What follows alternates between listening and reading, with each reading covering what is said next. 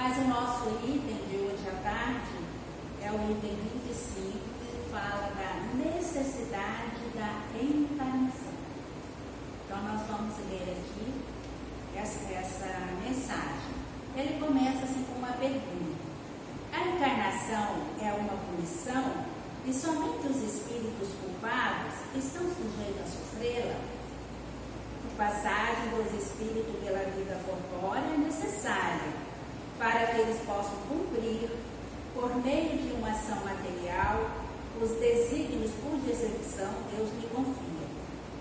É-lhes necessária a bem deles, porque a atividade que são obrigados a exercer lhes auxilia o desenvolvimento da inteligência. Sendo soberanamente justo, Deus tem de distribuir igualmente para todos os seus filhos. Por isso, dá a todos o mesmo ponto de partida, a mesma aptidão, as mesmas obrigações a cumprir e a mesma liberdade de agir. Qualquer privilégio seria uma preferência, uma injustiça. Mas a encarnação para todos os espíritos é apenas um estado transitório. É uma tarefa que Deus lhe impõe quando iniciam a vida como primeira experiência do uso que farão do livre-arbítrio. Os que desempenham com zelo essa tarefa transpõem rapidamente e menos penosamente os primeiros degraus da iniciação e gozam mais cedo do fruto de seus labores. Os que, ao contrário, usam mal da liberdade que Deus lhe concede, retardam seu progresso, podendo, pela obstinação que demonstra, prolongar indefinidamente a necessidade de reencarnar e é então que a encarnação se torna um castigo. São Luís, Paris, 1859. Nota: uma comparação vulgar fará que se compreenda melhor essa diferença.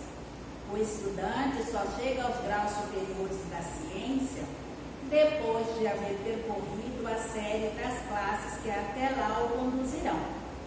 Essas classes, seja qual for o trabalho que exigem, são o meio de o estudante chegar ao objetivo e não uma punição. O aluno esforçado abrevia o caminho e nele encontra menos espinhos. Acontece outra coisa, com aquele cuja negligência e preguiça o obrigam a repetir certas classes. Não é o trabalho da classe que constitui uma punição, mas a obrigação de recomeçar o mesmo trabalho. Dá-se o mesmo com o homem na terra. Para o espírito do selvagem, que está apenas no início da vida espiritual, a encarnação é um meio dele desenvolver a sua inteligência. Contudo, para o homem esclarecido, em que o senso moral se acha largamente desenvolvido e que é obrigado a percorrer de novo as etapas de uma vida corpórea, cheia de angústia, quando já poderia ter chegado ao fim. A encarnação é um castigo, pela necessidade que ele tem de prolongar seu estado nos mundos inferiores e infelizes. Aquele que, ao contrário, trabalha ativamente pelo seu progresso moral, pode não apenas abreviar a duração da encarnação material, como também transpor de uma só vez os degraus intermediários que o separam do mundo superiores. Os espíritos não poderiam encarnar uma única vez em determinado globo e cumprir sua diferente existência em esferas diferentes? É outra pergunta que ele está fazendo. Essa opinião só seria admissível se todos os homens da Terra estivessem exatamente no mesmo nível intelectual e moral. As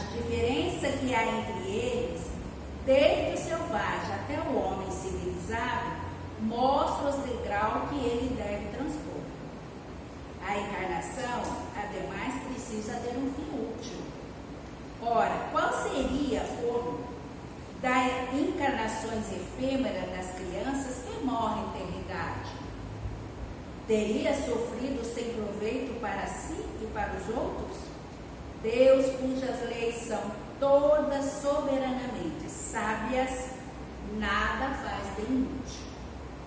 Pela reencarnação, no mesmo globo, quis ele que os mesmos espíritos, ao se encontrarem novamente, tivessem a oportunidade de reparar os seus erros recíprocos. Por meio de suas relações anteriores, quis ele, além disso, estabelecer os laços de família, sobre base espiritual, apoiando numa lei da natureza os princípios da solidariedade, da fraternidade e da igualdade.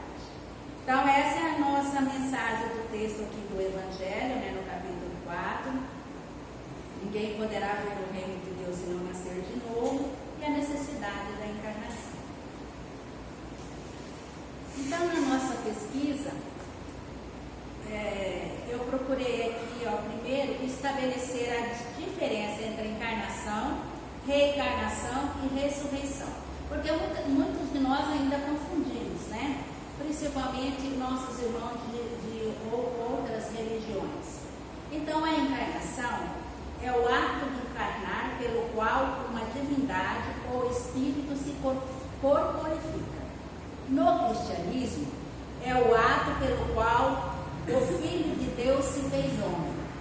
E no espiritismo, é cada uma das existências do espírito, quando unida ao corpo, aí se diz que está encarnado. Essa é, então, o sinônimo da encarnação, de acordo com a religião, né, que as pessoas, as suas crenças, né, vamos colocar assim. E a reencarnação é o retorno da alma do espírito à vida corporal, mas em outro corpo, novamente formado para ele, que nada tem de comum com o antigo. É voltar à carne, ou seja, tornar o espírito a habitar o corpo carnal, com o objetivo de burilar e se aperfeiçoar na senda do progresso a que todos estamos predestinados, com as sucessivas encarnações. O que é a ressurreição? Para a Igreja Católica e Evangélica, significa ressurgir, voltar à vida, a vivificação do corpo humano, por meio da união com a alma, com o qual foi unido durante sua vida terrena, única, e a ressurreição dos corpos no dia do juízo final. Então, aqui está bem separadinho o que é a encarnação. E para todos nós, quando nós lemos o texto aqui, ele fala que a encarnação se faz necessária para todos os espíritos. Porque nós somos almas imortais, somos espíritos imortais. Estamos aqui já há milênios, mas ainda continuamos ainda trazendo em nós os nossos equívocos, os nossos erros, a nosso orgulho, a nossa vaidade. Então Deus, que é soberanamente justo e bom, sábio, conhece cada uma das suas ovelhas, cada um de nós. Como se diz o ditado, né? Não caiu uma folha da árvore que Deus não saiba. Então, quem melhor do que Ele para conhecer cada um de nós? O nosso íntimo, o nosso eu. Eu posso estar aqui falando, pregando alguma coisa, mas a hora que eu saio, eu tenho a minha vida lá fora, junto à minha família, ou na sociedade em que eu vivo, na comunidade que eu vivo, eu ser outra pessoa. Porque aqui eu vou usar uma máscara, mas lá fora eu uso outra máscara, né? Então, Deus sabe o que passa no mundo. Então, não adianta a gente esconder. Porque o dia que a gente deixar o envoltório carnal, nós vamos estar diante da nossa consciência, né? Então, a gente tem que ser o que é dentro da casa, o que é junto com a família, o que é na sociedade que você está inserida, da mesma forma. Agir com as mesmas ações, as mesmas atitudes, né? Porque somos companheiros de jornada, somos irmãos. O texto inicia-se com a pergunta: a encarnação é uma punição e somente os espíritos culpados estão sujeitos a sofrer? Quer dizer, então, alguns têm vantagem e outros não? Deus não faria isso, conhecendo cada um de nós. A encarnação para todos os espíritos é apenas um estado transitório, isso está no próprio texto. É uma tarefa que Deus me impõe quando iniciou a vida como primeira experiência. Dou o uso que farão do seu livre-arbítrio. E completa: aos que desempenham com zelo essa tarefa, transpõem rapidamente e menos penosamente os primeiros degraus da iniciação e gozam mais cedo dos seus frutos, dos seus labores. Então, nada para nós, nada é obrigatório, porque Deus não impõe nada, né? Então, nós viemos como espíritos encarnados, cada um ligado ao seu contexto familiar, à sua familiaridade consanguínea, né? Com as necessidades que naquele grupo que nós estamos ali, que já somos companheiros de vaga jornada, um sustentando o outro nas suas afinidades e também nos momentos que nós temos dentro das próprias famílias. Às vezes nós não temos a mesma empatia com um irmão, com um tio, com um primo, né? Nós não temos. Então nada é colocado ali por acaso, são os ajustes que têm que ser feitos, né? Então a encarnação se faz necessária, sim. O que isso quer dizer para nós encarnar, né? Ele está dizendo que todos nós tivemos o mesmo ponto de partida, que fomos criados espíritos simples e ignorantes, com as mesmas obrigações a cumprir e a mesma liberdade de agir. Porque nós temos o nosso livre-arbítrio, nós podemos agir de acordo com o nosso livre-arbítrio, porque nada é imposto. Mas nós temos que saber que este corpo habita um espírito e que os espíritos agem sobre a matéria, apesar de termos o nosso livre-arbítrio. Eu posso ser uma pessoa que posso me colocar no caminho do bem ou no caminho do desvio, de acordo com o meu livre-arbítrio. Aí muitas das vezes dizem: mas eu não tenho sorte, fulano foi por esse caminho porque desviou, porque a família é isso. Mas às vezes numa família o irmão dele seguiu no caminho bom e o outro se desviou. São as inclinações que a pessoa traz nos seus espíritos. E que quando eu faço parte do grupo de pais, eu dou aula no grupo de pais do discípulo de Jesus, na nossa apostila, ele sempre fala: deve ser podada, olhar os seus filhos e podar todas as ervas daninhas.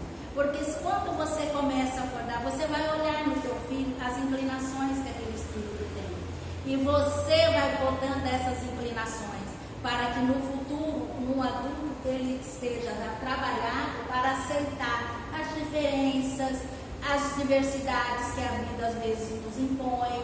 Então isso tem que ser desde criança, você observando e colocando, né, para aquela criança, colocando também os limites necessários, né, porque hoje em dia nós sabemos que, né, na encarnação essas famílias de hoje precisam trabalhar, o esposo, a esposa, para dar conta do sustento.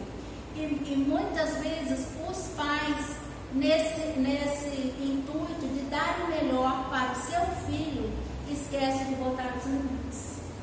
Quando ele estiver na adolescência, os problemas começam a surgir, porque o espírito traz lá nas suas encarnações, das reminiscências, ele bota para fora exatamente o que ele é. E aí muitas vezes os pais se perdem: eu não sei onde eu errei, eu fiz tudo isso. Então o limite é necessário, como também é necessária a encarnação para o burilamento do espírito, que todos nós trazemos em nossos equívocos, nossos erros. Mas a gente tem que sempre perseverar. No livro do Espírito, na questão 132, lá tem a seguinte pergunta: qual o objetivo da encarnação do Espírito? somos todos bonzinhos? Ele responde: a encarnação põe o espírito em condições de enfrentar a sua parte na obra da criação universal, para executá-la em cada um dos mundos. Em cada um dos mundos ele toma um corpo feito da matéria essencial desse mundo, para que ele possa cumprir as ordens de Deus. Então, como nós fazemos parte da criação universal, porque somos espíritos imortais, né? Então Deus nos dá essa oportunidade. Assim, concorrendo para a obra geral, ele também se adianta no progresso. A ação dos seres corpóreos é necessária à marcha do universo. Deus, da sua sabedoria, quis que eles estivessem nessa mesma ação, o meio de progredir e de se aproximarem dele. É assim que, por uma lei admirável da sua providência, tudo se encadeia, tudo é solidário na natureza. Então, nós fazemos parte dessa criação universal, filhos de Deus que somos, né? Ele quer o nosso progresso. Ele quer, como diz o Haroldo, eu assisti sábado uma palestra dele, acho que 100 anos da Associação Allan Kardec, acho que em Ribeirão Preto. E ele fala: Deus nos criou para serem espíritos celestes. Mas quando chega aqui, a gente desvia do caminho, né? Nós ainda somos assim, muito matéria, né? É meu marido, é meu filho, é meu isso, é meu aquilo, é meu carro, é minha casa. Nós ainda somos assim, tudo meu. Não é tudo emprestado. É tudo empréstimo de Deus. Você tem que trabalhar, lógico, para você adquirir aquele bem. Mas ele pode lhe dar, mas no momento que ele quiser também ele pode tirar. Então ele nos dá essa oportunidade para o nosso progresso, né? Fazemos parte da criação, né, universal, ajudando, né? Ele nos dá a oportunidade de ajudá-lo nessa formação espiritual. Por exemplo, o planeta Terra, os humanos que vivem nesse orbe, contribuem em vários segmentos na evolução da ciência, na saúde, novas tecnologias. Nós já evoluímos muito, né? Nós já chegamos até aqui, né? Com tantas tecnologias na área da saúde, quantos avanços na área da educação, né? Nós saímos lá do primitivismo e já chegamos onde nós já tivemos uma longa trajetória, mas ainda estamos num mundo de prova e expiação, que é o planeta Terra.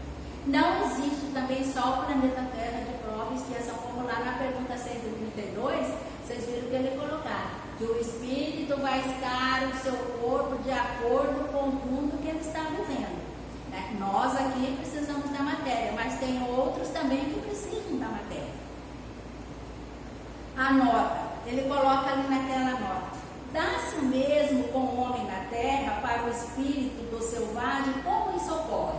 Porque ele fala que ali no texto que o selvagem está iniciando a sua vida espiritual. É isso que ele coloca. Então vamos ver aqui. Para eles, que está no início da vida espiritual, a encarnação é um meio de desenvolver a sua inteligência. Mas segundo Jorge Larré, existem 6 tipos de planejamento reencarnatório. E o primeiro que ele coloca são espírito ou alma recém-saído da infância espiritual. É aquele espírito que ele não tem muita experiência, não tiveram muitas existências,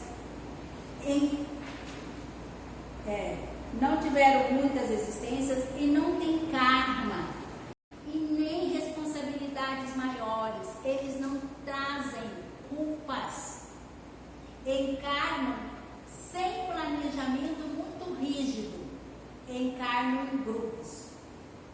Essa palestra do Jorge Larré o tema é Planejamento Espiritual em Mudança, do dia 29 de março de 24. uma palestra que ele fez, eu não lembro agora o local. Mas vocês veem lá na internet, lá tem os 6 tipos. Eu coloquei o inicial porque ele fala aqui do selvagem, né? Que tem a sua vida espiritual, né? Como, saindo da infância. Que eles não têm assim grandes culpas, que eles não trazem várias existências anteriores. Então eles estão iniciando. E aí ele ainda coloca um exemplo. Eles são agrupados na beira do rio, aqui vai ficar essa tribo, coisa e tal, onde eles podem pescar. Então começa bem lá mesmo, né? Eu coloco aqui os povos originários, né? Seriam os povos originários. Na questão 133 do Livro do Espírito, eu achei bem interessante essa colocação para complementar aqui esse tema, né, nosso hoje. Nesse ciclo de encarnação, os espíritos que desde o princípio seguiram o caminho do bem, quer dizer, é necessário então a encarnação de espírito que está sempre no caminho do bem? Ele coloca bem assim a resposta. Como eu coloquei lá no início, todos são criados simples e ignorantes, mas instrui-se nas lutas e tribulações da vida corporal. Deus, que é justo, não podia fazer alguns felizes, e alguns sem fadiga e nem trabalho, portanto sem mérito. Seria muito bom, tá? Então você está aqui no caminho do bem, então você vai ficar aqui, você nunca mais vai lá para o planeta de prova e expiação. Mas a pessoa, esse espírito, lutou para chegar até lá. Ele não caiu lá de bandeja assim, não. Não é como sair os cargos políticos, cai a bandeja assim, né? Mas esse aqui chegou aqui agora, mas não sabe. Então, lá não é assim, não funciona desse jeito. Né? Então, é a oportunidade dada a todos. Então, é degrau por degrau que nós temos que subir. Já para os homens esclarecidos, como o próprio texto coloca, em que o senso moral se acha largamente desenvolvido, como isso ocorre? A justiça de Deus fica evidenciada através das novas oportunidades de reajuste que Ele oferece sempre aos filhos que transgridem as suas leis. Até que um dia nós nos identifiquemos com seus sábios desígnios, vencendo dores e sofrimentos decorrentes da nossa invigilância. As provas são para o espírito o teste necessário para a sua reeducação. A maneira de encará-la e vivenciá-la está na dependência de sua liberdade de escolha e da sua evolução, que poderá adiantar o seu progresso moral e espiritual, de acordo com os princípios que desenvolver diante do trabalho, da dedicação, do esforço, da conduta, da reforma íntima, e transpor os degraus intermediários que os separam dos mundos superiores. Então, se nós queremos chegar a mundos superiores, né, como eu falei do Haroldo, que ele fala que Deus nos criou para viver de um mundo celeste, é um trabalho individual, é um trabalho de cada um. Né? A Marilda não pode fazer a minha parte. Eu vou fazer todo o esforço para ver se a Sônia vai entrar lá no mundo superior. Não, ela vai fazer a parte dela e eu tenho que fazer a minha. Nós podemos pular degraus? Podemos pular alguns degraus, mas tudo vai depender do nosso livre-arbítrio, da nossa vontade, da nossa conduta, da nossa reforma, da nossa reeducação. Aí sim, nós temos aí a irmã Dulce, nós temos aí o Chico Xavier, né? Nós temos vários, Bezerra de Menezes, né? Bezerra de Menezes já era para dar um mundo melhor, mas ele gosta de nos ajudar. Eu particularmente, qualquer coisinha, eu sou Bezerra de Menezes, eu sei que eu sou pitona, mas faça assim, vê se dá para atender esse pedido meu, né? Então, assim, é um espírito que eu confio. Ele pode até para o mundo seleto, mas eu vou continuar pedindo para ele.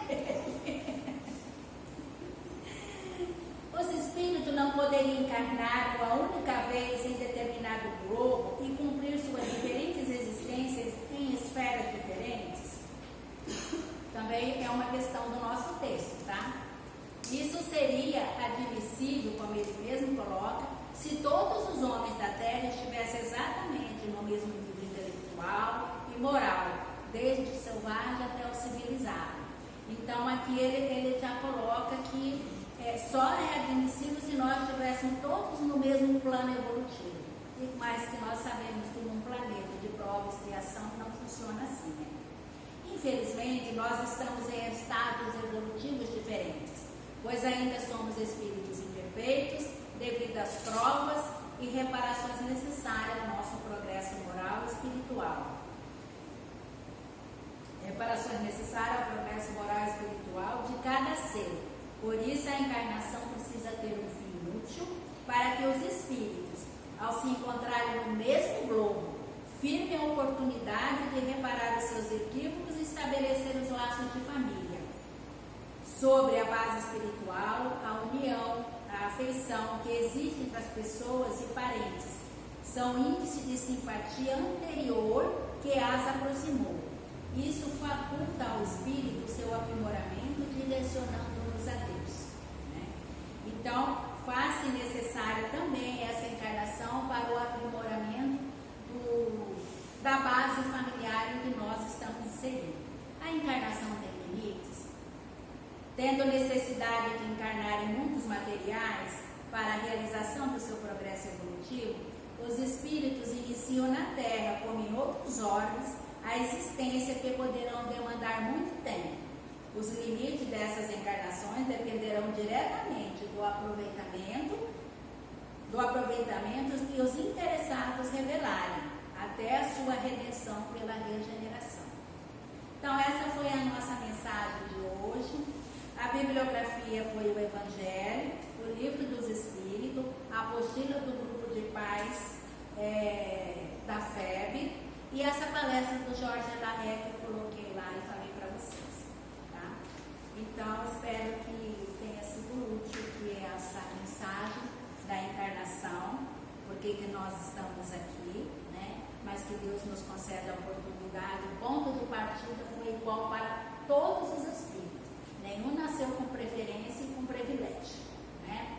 E que sirva isso de reflexão, né, para a nossa semaninha aí, que nós estamos bem no meio da semana. Saber por que nós estamos inseridos naquela família, naquele campo de trabalho, com aquelas pessoas, né? Então, tudo isso faz parte da nossa reflexão. Que nada é por acaso, que Deus é sábio